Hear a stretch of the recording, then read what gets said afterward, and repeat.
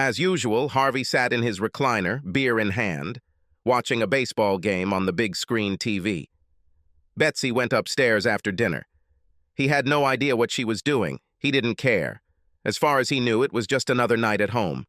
However, shortly before 7 as the doorbell rang. Before Harvey could get up, Betsy shouted from above, "Harvey, could you open it, please?" "Certainly. I was going to do it anyway." He walked to the door and opened it to see a well-dressed man who was unfamiliar to him. "Yes. Can I help you? I hope you're not selling anything." "No. I'm here to pick up Betsy." "For what?" "We have a date." Harvey's eyes bulged. "Are you and my wife Betsy on a date?" "Yes." Harvey stood there for a moment, trying to figure out what to do. "I'll call her." He went to the foot of the stairs and shouted up, "Betsy, your cavaltor is here."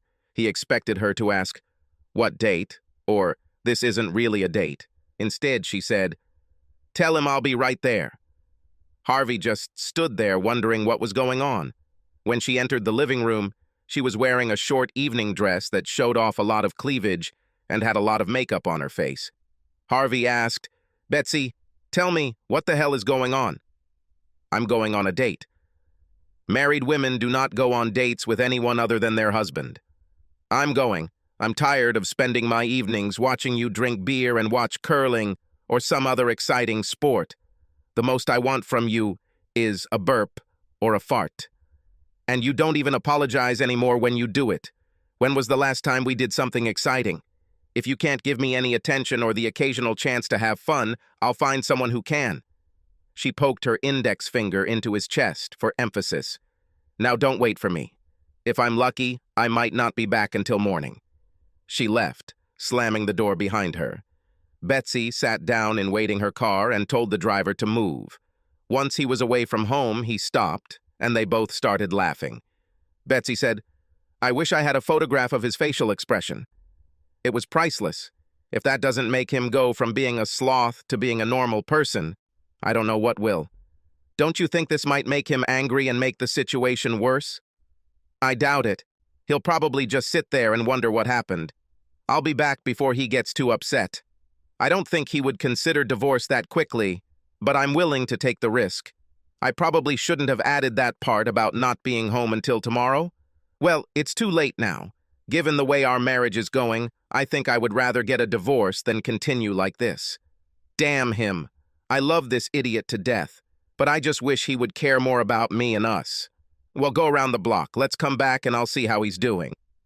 After driving around the area, Betsy and her beau pulled into the driveway and parked. Harvey didn't run outside like Betsy had hoped. She walked in and didn't see him in the living room, even though the TV was on. She quickly looked around the ground floor and went upstairs. He's gone. She then called him on his mobile phone. She heard the bell. Betsy ran up and saw his cell phone on the nightstand. His wedding ring lay nearby. She quickly looked around the room. Several of his personal belongings were missing. Oh shit! Betsy ran downstairs to tell her friend what had happened and to check if Harvey's car was in the garage. She disappeared.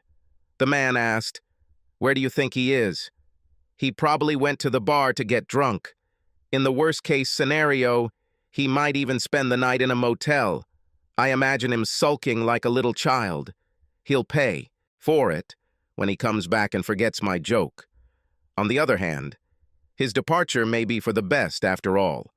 If he feels bad because he made me go to such lengths to motivate him, I don't mind letting him continue to feel bad a little longer." Harvey did not return or call that night or the next morning. Later the next day, when Betsy couldn't take it anymore, she called Harvey's personal secretary long before he was due back from lunch. "Barbara, please connect me with my husband. Nothing will work out."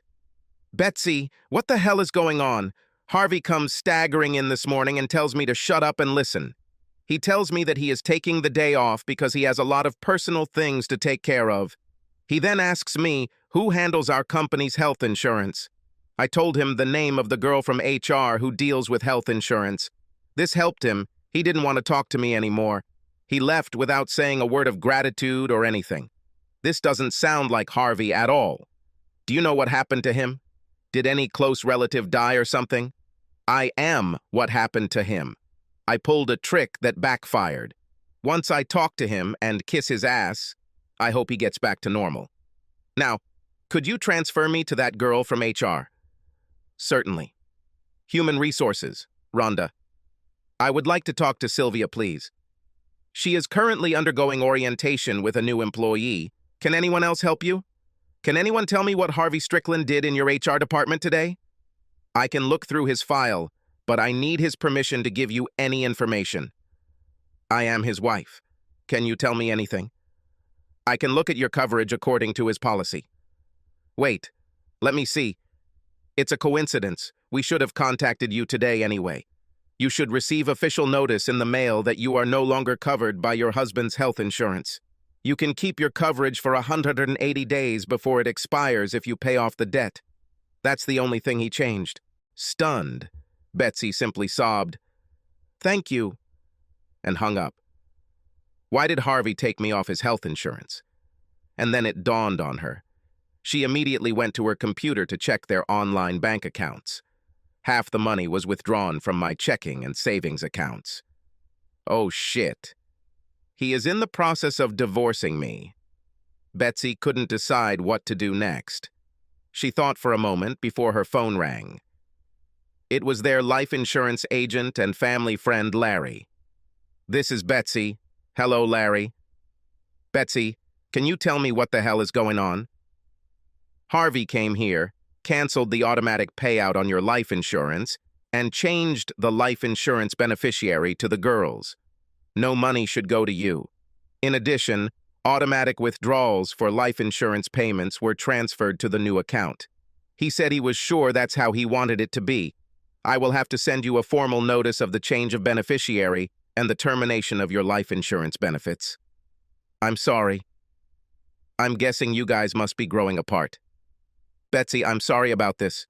Please come see me as soon as possible so your life insurance doesn't expire.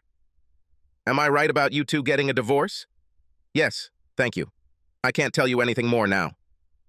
But you really didn't tell me anything. Yes. She hung up. 2 minutes later, their lawyer, neighbor, and friend, Doug, called. Betsy replied stupidly. Hello? Betsy, this is Doug. Can you tell me what the hell is going on? Harvey came here and changed his will so that the children get everything from him and you get nothing. He also removed you from the list of people who could become his medical assistant. He refused to tell me why and said he didn't care whether I told you or not. He then asked me for a referral to a family lawyer. I'm guessing that you two have had some serious problems and are considering divorce. Look, I can always change things if you guys get back together. I'm really sorry this is happening. Marilyn and I think very highly of you both. I have to run now, but I wish you both the best, Betsy answered weakly. Okay. The next call was from their twin daughters, who were in college together. Mother, what the hell is going on? Dad called us all devoted to you. He said that you date and have sex with other men. He then told us that he was going to stay away for a while so that he could have the freedom to date other people before the divorce. He said he took care of our future college expenses. We tried to ask questions, but he ignored us. He told us to remember that he loved us and hung up. Mom, we are afraid that Dad will hurt himself. Can you tell us what happened to make him so depressed? I'm the idiot who made him depressed, and I'm trying to find him so I can apologize. The problem is that I can't find it. Maybe I can try. Hey, I got another call. Maybe it's him. Call us back. Hello, Harvey? No. This is your mother-in-law, Doris. What the hell is going on? My son called me crying like a baby. He said something about you sleeping with a group of men in some nightclub. He seemed drunk, so I wasn't sure how true his story was. All I know is that he was very depressed. Anyway, he said he was going to solve the problem by giving you your freedom. The worst part is that he thanked me and his father for raising him right. He then apologized for betraying his upbringing by letting us down. He said goodbye. I didn't like his tone. He hung up before we could ask any more questions. He didn't answer the phone when we called him back. Betsy, I'm afraid he might do something stupid. What happened between you two? I tried to get Harvey to get out of his empty nest rut and enjoy life with his wife. I decided to do something crazy to get him out of his depression. I pretended I was going on a date with another man. I wasn't home for 10 minutes. 10 lousy minutes. When I returned, he was no longer there. Today, I found out that he has done some things that look like he is going to divorce me. I'm trying to find him to stop this madness, but I can't reach him to talk to him. So, it's your fault that my son is planning to kill himself. Let me say something. If he dies, I will hold you personally responsible. Click. Betsy couldn't think clearly. She called all the local hotels and motels. Harvey was not listed as a client in any of them. Betsy called the police and tried to file a missing persons report, telling them she was afraid he was going to commit suicide. This information had no meaning. She would have to wait one more day before reporting it. Betsy took sleeping pills to help her sleep, although the thought of suicide if Harvey died crossed her mind. Luckily, she knew the code to the safe where Harvey kept his automatic pistol and ammunition. She woke up sleepy and turned on the news on TV. A local news channel broadcast a live interview from the scene of the accident. This is Lamar Jackson from TV3 News. It appears that Bender's Curve claimed another victim or victims last night. We're here with Sergeant Cantor, State Police. Sergeant Cantor, can you tell us exactly what happened? It looks like the car drove off a cliff. You can see that he has passed the strongest part of the reinforced barriers. The driver was either unlucky or he knew what he was doing. What is known at the moment? Given the lack of signs of braking, it appears that the driver may have lost consciousness, been under the influence of alcohol or drugs, or may have committed suicide. How did you even know there was an accident? The police were called by a driver driving in the opposite direction. He's here now. The camera switched to the young man. The reporter approached him. Young man, what is your name? I'm Sean Carpenter. Am I on TV? I just want to say hello to my mom. Hello, Mom. He smiled from ear to ear. Sean, tell us what you saw. Well, I was driving home when I saw this big truck heading my way. He swerved a little and then moved into my lane. I slammed on the brakes, and he suddenly swerved to the right very quickly, hit the guardrail, and went off the cliff. Can you describe the truck? Certainly. It was a red Ford F-150, probably a 19. It had a Western Kentucky Mountain Man sticker on the rear window. Did you see who was driving? No, the truck's headlights were on, and I only caught a glimpse of the man behind the wheel. He looked like a man. I don't think there were any passengers there. That's all I know. Thank you. Sergeant Cantor, did you call for help to find the truck that crashed into the fence? Well, we don't know for sure what it was that broke through the fence. We assume it was a truck, as Mr. Carpenter reported. From here, it is impossible to see what it is. We have a search and recovery team in the mountains, but they are currently conducting search and rescue efforts in another part of the state. I don't know when they'll be able to go down there and check. But what if someone is still alive down there and needs medical attention? Then you will witness a real miracle. No normal person could survive such a fall on these stones. I would not risk the lives of those who are not qualified to attempt an expedition just to find out. We just need to wait for the mountain rescue team. Bets didn't have to wait to guess what had happened and who was dead. She started crying as soon as they said, Red Ford F-150 with a WKU Hilltopper sticker. She ignored the ringing phone. She was already in her third hour of sobbing alone before the twins appeared. When she didn't answer their call, they became worried and rushed back home to be with her. Their grandmother called and told them the news on TV about the red F-150. Despite the absence of a body, they were almost sure that it was their father who crashed. The older twin answered her mother's phone and handed the phone to her. The identification line included the name of the law firm. Hello, this is Betsy Strickland. She almost couldn't pronounce the last name due to suffocation. Mrs. Strickland, my name is Chris Andrews. I'm an attorney in the same office where your friend Doug works. Your husband hired me to represent him in his divorce proceedings. I probably shouldn't have called you, but Doug talked me into it. I was contacted by Riverton Police from Caldwell County. They were called to the scene of a robbery. The defendant suffered a head injury. His wallet and keys were stolen. He was taken to the emergency room and went into surgery shortly after. The unknown person was put into a coma to relieve pressure on his brain. The only thing he had on him was his motel room key. They traced him to Harvey Strickland. Among the papers in his hotel room is a copy of the divorce agreement that made me responsible for his divorce proceedings. That's why they called me. Your husband ordered me to handle the divorce because he did not want you to have to deal directly with him in any way. I must tell you that you are not allowed to see him in the hospital. I base this decision on the very clear verbal instructions given to me by Mr. Strickland regarding his relationship with you. Your children, however, can visit him, but I have a say in whether visitors are allowed. What? He is my husband. Of course I can see him. I'm very sorry, but the mandate he signed gives me, and only me, the right to make decisions regarding the divorce, as well as regarding his medical care. I must follow his last verbal instructions. If you want to hire a lawyer to fight this, act now. Wasn't the divorce proceedings canceled because of his condition? No, ma'am.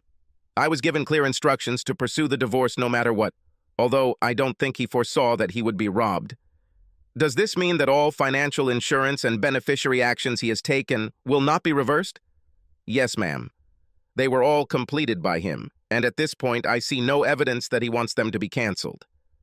Of course, there is no such evidence. He's in a coma. This is ridiculous. I deceived my husband into believing that I was going on a date with another man. When I came back to tell him it was a joke, he had already left. He got rid of his cell phone, so I couldn't tell him it was a joke. There is no reason for the divorce and no reason for the actions he took regarding the joke. I don't mean any disrespect, but that's what you're saying now. I must follow what Mr. Strickland instructed me to do and confirmed in writing. I do not have any other choice. I hate to tell you this, but tomorrow you will be served at work as Mr. Strickland requested. Once you get a lawyer, ask him or her to contact me about how to proceed. I don't care. He's my husband, and I'm going to see him if I want. I forgot to tell you. The envelope you receive contains a restraining order ordering you to stay at least 1,000 feet away from him. The petition he proposed is very generous. He stated that he wants you to have a chance with the man you really want now. Betsy told the children what the lawyer said. It was impossible to believe what happened. Betsy said she would go to the hospital no matter what they said. The girls agreed to accompany her. It didn't take long. The hospital did not have a copy of the restraining order, but was not allowing any visitors due to COVID restrictions for all hospital patients. They said that once he was transferred to the intensive care unit, he would be able to have visitors, but only one person for 10 minutes every 2 hours. Betsy and her daughters returned home unsatisfied. By the time Harvey was admitted to the intensive care unit, the restraining order had already been granted. One daughter could visit him, but what good would that do? He was unconscious, and if he understood anything, they were saying. They couldn't say it. A few days later, the mountain search and rescue team found the truck. It was assumed that the robber was the dead man behind the wheel. Harvey's wallet was there, but several hundred of the $6,000 were missing. This was probably due to the discovery of several bottles of rare Kentucky bourbon. One was more than half empty. As time went by, Betsy found herself in a difficult financial situation. Harvey forgot to deposit his check into the couple's joint account, which paid the mortgage and other bills. Betsy actually hired a lawyer who asked the court to give her access to half the money remaining in the account. Finally, it's time to bring Harvey out of his drug-induced coma and into consciousness. When he woke up, he said he didn't know who he was. The diagnosis was temporary amnesia. Linda, one of the twins, brought photographs and recalled memories to jog his memory. All efforts were in vain. He also did not remember the lawyer who had his power of attorney. In his condition, he was not considered sufficiently knowledgeable to allow the restraining order to be lifted. When Harvey came out of his coma, he was given a memory test to see if he had amnesia.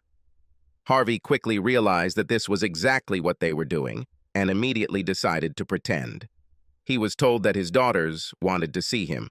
Carol, the other twin, was the first to see him. He asked her who she was. "Dad, I'm one of your daughters, Carol. You were attacked and fell into a coma. We were waiting for you to wake up. We? Yes, Linda and I and Mom, your wife. I have a wife? Yes. Why isn't she here? She is not allowed to come. You two had a misunderstanding and there is a restraining order against her. Oh my God, does she really want to harm me? No, Dad. She poses no threat to you. You were really angry at her. Because of which? She pretended she was going on a date with another man. Before she came back to tell you it was a joke, you left and started divorce proceedings. Now that you're awake, you can undo all this. How do I know she didn't go on a date? She says she didn't do it. Didn't you just say that she said she was going on a date? Yes, but it was a lie. So she lied about being on a date, but then turns out to be telling the truth about not going on a date. I may not remember you and her, but I'm not a fool. I have to assume I took action to protect myself. Sorry, miss, but your 10 minutes are up. You'll have to leave right now. 2 hours later, his second daughter arrived. I talked to you before, didn't I? No, it was my twin sister, Carol. I'm Linda. Don't you recognize me? I'm sorry, but not yet. You and your sister are very attractive young women. Were we on good terms? I understand that your mother and I were separated. We are on good terms. Your mother played a prank on you, and you were attacked and suffered a head injury before she could tell you it was a joke. You started taking steps towards divorce before you even knew about it. You have to stop this, Dad. I do not know what to do. I don't know if you are my daughter or not. I don't know who my wife is, if I even have a wife. I don't think I should do anything before I get my memory back. If it does, do I have a lawyer? You have 2 of them. One for regular cases and one for divorce attorneys. You gave him permission to divorce. Maybe if I talk to him, it will help me refresh my memory. Can you contact him or her and ask him to come and visit me? Certainly. Anything that can bring back your memory. Dad, can you let Mom visit you? It kills her that she can't see you and apologize. I don't think I would feel safe around her. Maybe later. Mr. Strickland, I'm Chris Andrews, your family law attorney. Do you remember me? Is everything we talk about confidential? Undoubtedly. Fine. I don't have any amnesia. I'm trying to figure out what to do about my divorce. What I remember is that I told you to give her more so that she could move on without me. It's right. She was served and given a lawyer. Do you want to terminate the contract and end the divorce? No and no. Can you investigate her supposed lack of a date and let me know what you find? I can hire someone on your behalf if you allow me to do so.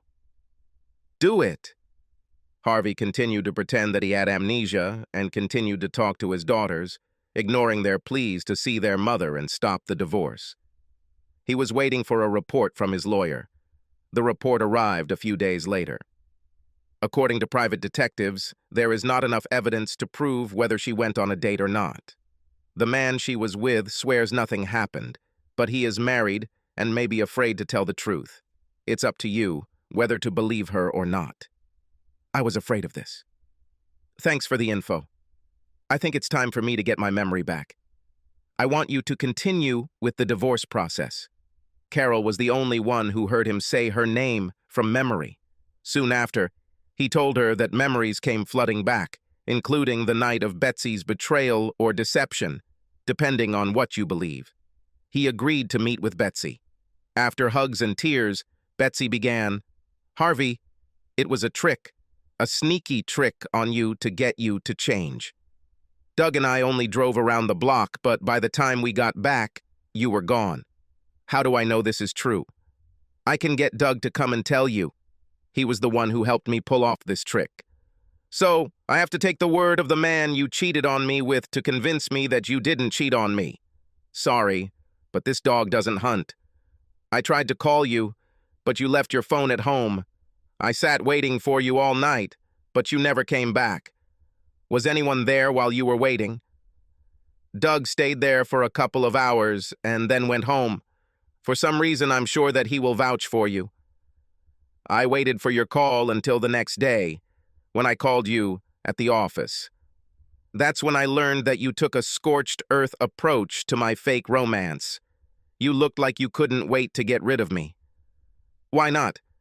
You told me right to my face that you were going to deceive me.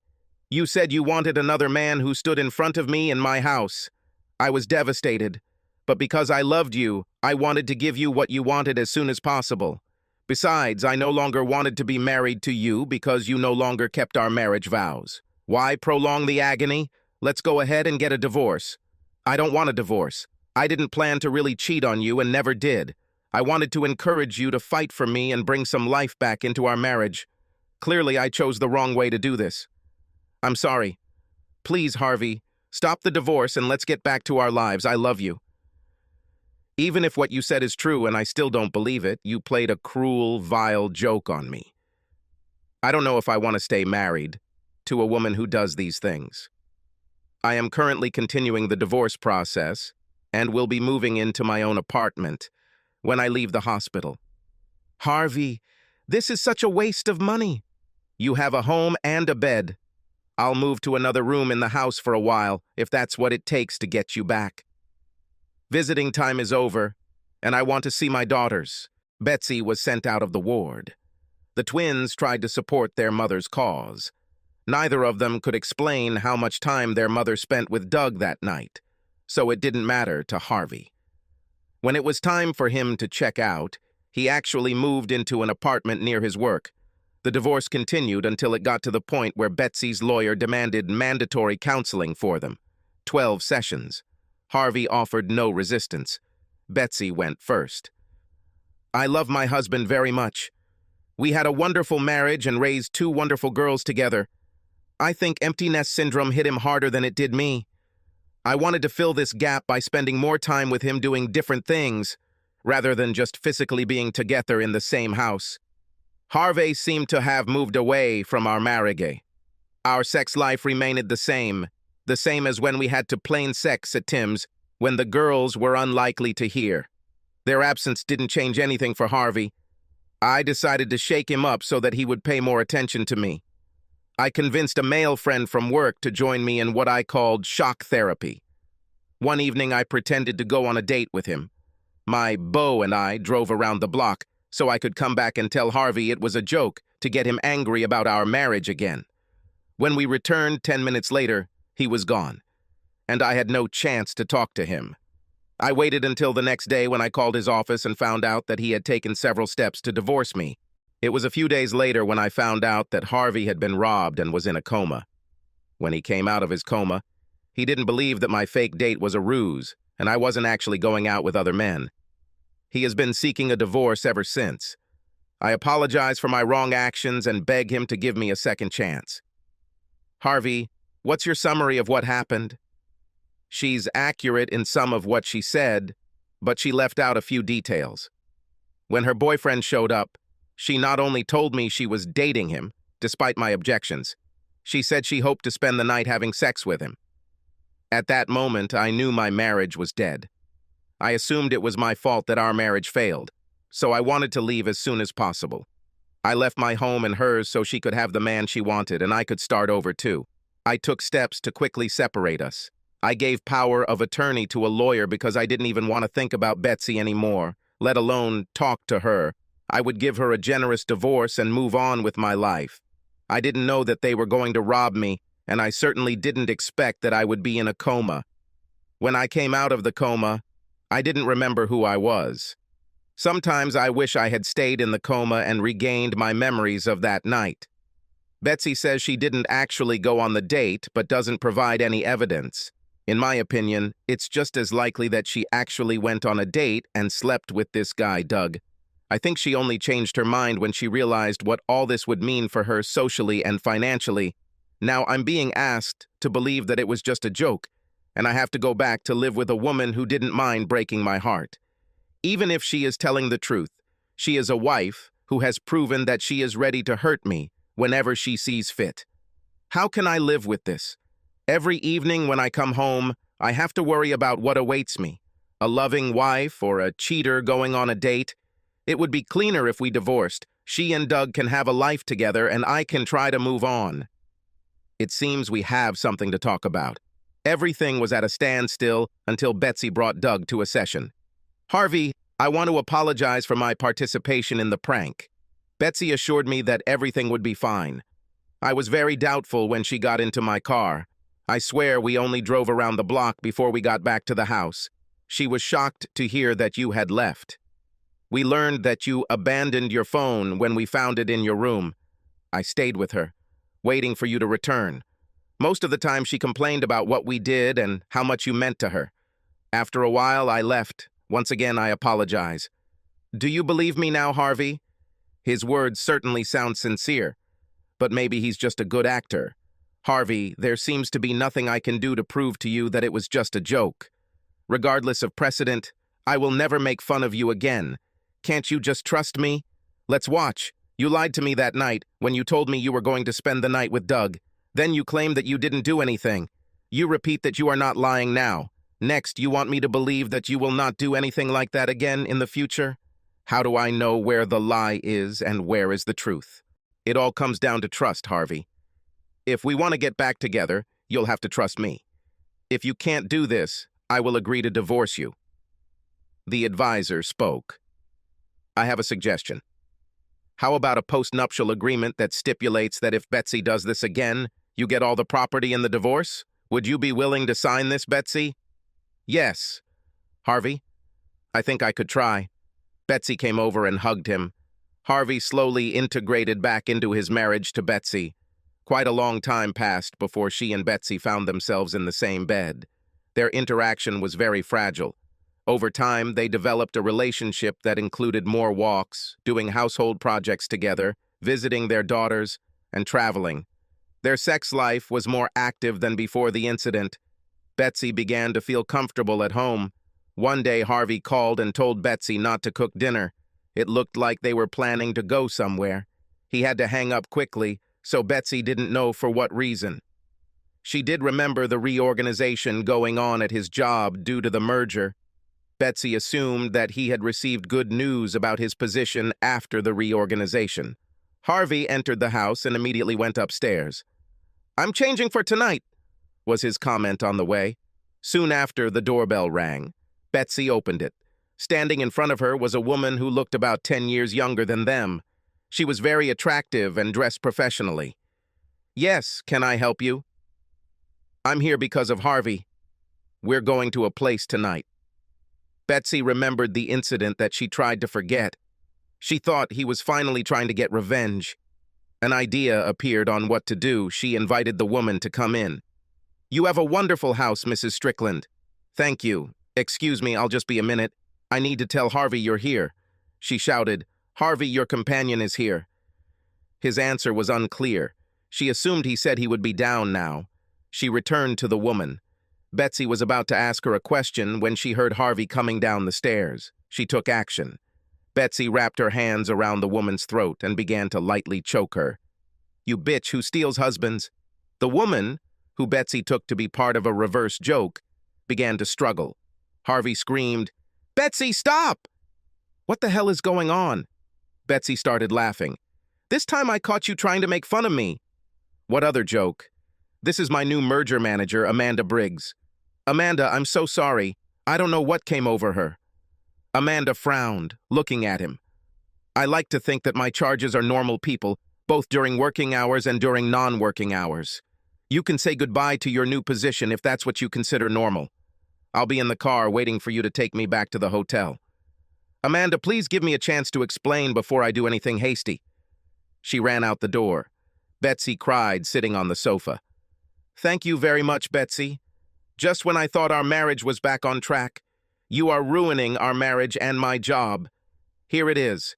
I'm leaving to try to keep my job. I won't go back and save my marriage." He headed towards the car. Betsy ran upstairs and fell onto the bed, sobbing. "What the hell is going on?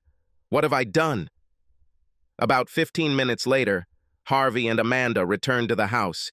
He called Betsy to come downstairs. They explained to her that she was being played. Betsy grabbed onto Harvey and screamed that she was so sorry. Later, they went out for dinner and a few drinks. Amanda told how she was afraid she would get hurt, but Harvey's help with the prank was worth it. Betsy finally got to the point where she could share the laughter with the others. When Betsy and Harvey got home, she went to clean up the kitchen before going to bed. Harvey went upstairs. He immediately saw that his automatic pistol, which he kept locked, was lying on Betsy's nightstand. Upon examining the gun, he discovered that there was a bullet in the chamber, and the safety was off. His heart sank to his stomach.